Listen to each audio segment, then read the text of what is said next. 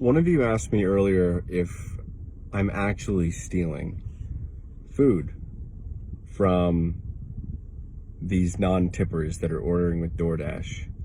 And the answer is yes, I am. And the reason for this is because let's say you were to pick up an order and drive it down the street, and from start to finish it would take you 15 minutes, and you're offered $2.25, the base pay, the bare minimum. Okay, so that's $10 an hour, and then you subtract the amount of gas that you burn. So in an hour, how much gas did you burn? Maybe $5 worth. So you're getting $5 an hour. Do you not see the problem with this? Are you really going to sympathize with a company that is pretending that it is okay for them to just piss in our face and pay us next to nothing when they are just robbing us blind? Consider this. I wasn't kidding in that post. My initial post, I said, if you were to get an order that would drive you down the street, that equivalent order, if you were to do that with Uber or Lyft, would pay anywhere from twice to 4 times that amount. Like, we are getting fucked right now by Doordash. And I have zero sympathy for that company. So yes, I will continue to steal from Doordash. I will eat the food of people who don't tip, because those two people, those two entities, the person who doesn't tip and Doordash, is facilitating the exploitation of an entire fucking socioeconomic class from Doordash. And it's not okay.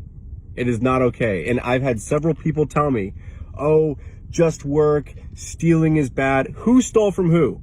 Who is stealing from who? You have, like, this is how the upward distribution of wealth happens. You have billions or trillions of dollars that have been stolen from the middle class in the past few decades.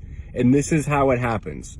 Through wages not keeping up with inflation. That in itself is corporate theft. That is class theft. That's how it works. Okay, so these rapacious assholes at the top who are raking in millions of dollars and are just wanting us to be grateful that they're giving us the crumbs of the cake that we're all making is ridiculous. It's fucking ridiculous.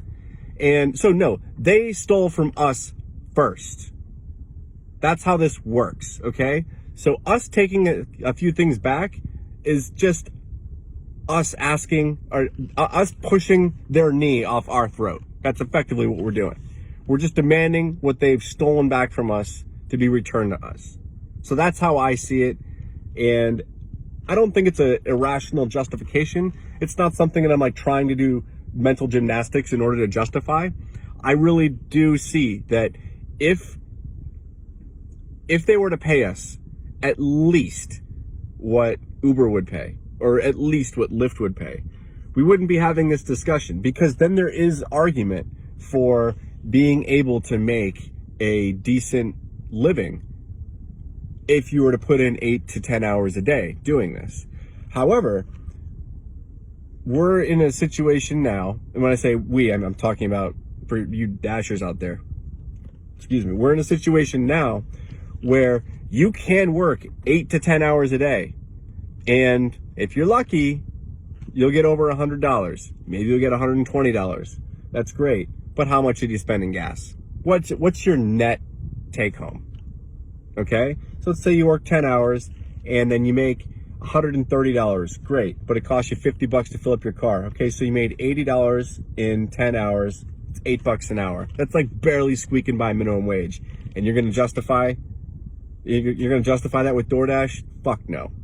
Fuck these guys. Let them burn.